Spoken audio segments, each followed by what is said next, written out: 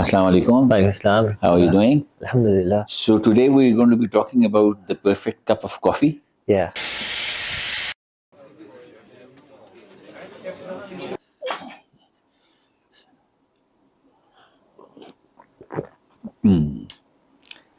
Does that coffee taste good? Excellent. Excellent.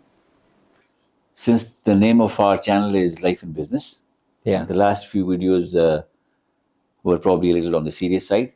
Yeah. So we thought let's alternate that with the perfect cup of coffee. Yeah. And the cup of coffee sits right in the center of life and business. Yeah. It's critical for life Yeah. and it's critical for doing business. Yeah. So if we get the beans, Yeah. the espresso, and the way the milk is steamed, if we Yeah. get all of these things right, then that gives us a perfect cup of coffee. So starting with the beans, although there are lots of different categories of beans, but at a very high level, there's two main types. So one is Arabica and the other is Robusta. So the Arabica is typically considered to be the highest quality of beans. And typically the taste and texture of the Arabica coffee beans is a little on the sweeter side. I mean, it's still bitter than Sara's coffee, Okay. but it's not too bitter. Uh-huh. The So Robusta it's- ones are the ones which are quite bitter. Uh-huh. And so if we look at the coffee production worldwide, Yeah. 60% of the coffee production roughly is for Arabica and 40% is for Robusta, Okay. right?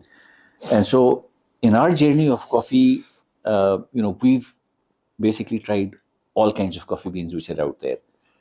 All the international brands, all the local brands, whatever was out there, we went through each and every one of them. Yeah. And tried how they taste. So since we're not sponsoring any kind of coffee, Yes. we will not be naming any coffees. But what is important is to make sure that whichever coffee you buy, just make sure it is relatively fresh. Okay, so the production date ideally should be within a couple of months from today. It shouldn't be going back 6 months or a year, because all the expiry date of coffee still sometimes is a year, more than a year. Yeah. But you want to get relatively fresh Yeah. fresh beans. Yeah. So it's gonna taste better and smell better. And Absolutely. So it the aroma and the taste Uh-huh. of Yeah. it is retained. And then you could go for either pure Arabica or a mix of Arabica and Robusta. We've tried both of them. At the moment, we've settled for a 60-40 ratio, but there are Okay. different ratios, and you can try them out to see what you like. Okay. Okay, so typically the kind of the coffee that the beans that we normally use, it's 60% Arabica, 40% Robusta, and sometimes it's 70-30. So it's Okay. more Arabica and less Robusta. So that gives it gives a very balanced taste in terms of it gives you that bitterness that you're looking for in the coffee, but it's also gives you that sort of sweetness that people would like to see in their coffees.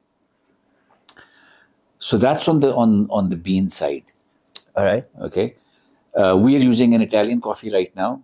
Okay. But as I said, you could use any of the good brands which are available out there. Okay. The other thing is, when the coffee beans are prepared, they go through a process called roasting. And so there's a medium roast and there's a dark roast. Okay.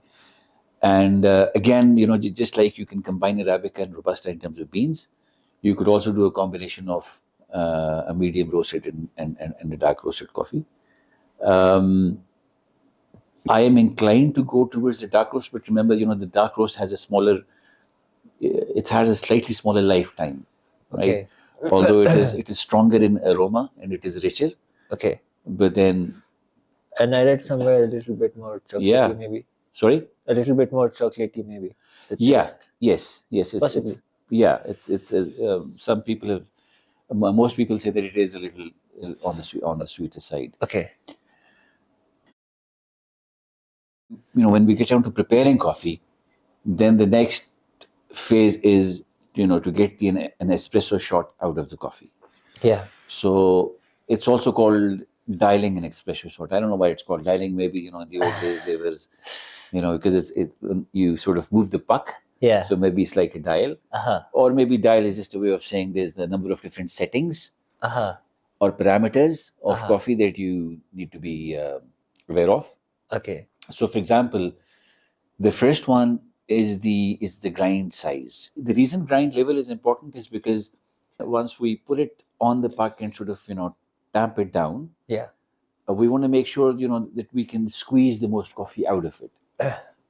So if the granules are bigger, Yeah. then it's going to be challenging to to get the right coffee out of it. Okay. And if the granules are too small, Yeah.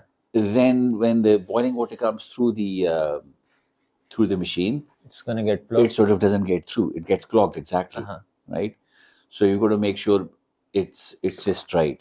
Okay. And this obviously you can see from experience, which is you simply try different grind levels. You put it on the puck, damp it, and see how it comes out on the other side. Okay. And that's actually the key of getting it right. So if you were to put some coffee on the puck and switch on the machine, if the coffee comes out on the other side sort of almost instantly in a slightly watery format, Yeah. that means it's not being compressed enough, or you haven't got the Grind size. correct. Okay. Right. So you'll have to increase the granularity, or let's say decrease the grain size. Okay. During grinding. Okay. And make sure you've tamped it right. Yeah. So once you do that, then it's almost like a thick juice which comes out the other side. So it's not too watery. So the first thing that we do in an espresso shot, is we see how much coffee do we want in our standard, let's say, shot, or in our standard cup. Okay. And so we have, typically what we do is we weigh the coffee. In our testing that we've done, we've settled on 10 grams of coffee per cup. Okay. Okay.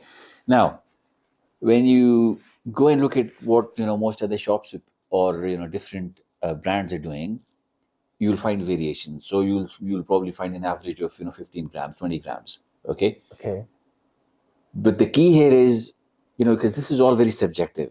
Yes. So you want to make sure when you have the coffee, it feels good, it tastes good. Yeah. Right. Absolutely. Yeah. It's not way too bitter, and it's not a mess. Yeah. It is just right. Yeah.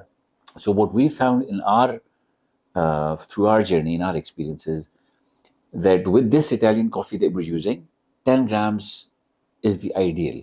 Because if we go beyond 10 grams, it gets too bitter. If you drop it less than 10 grams, then it doesn't feel like real coffee. Okay. Yes. Okay.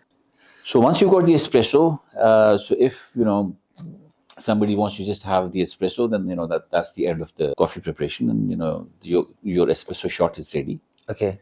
And then of course the last part is steaming the milk, and you want to make sure typically this is whole milk. In terms of steaming, there's actually a process of doing it. How you hold the container, and because you want to make sure that there's a swirling motion which happens. Yeah. And you get just the right amount of cream and steam that you want to put on the coffee. Yes. And there's enough videos out there so people can look at it.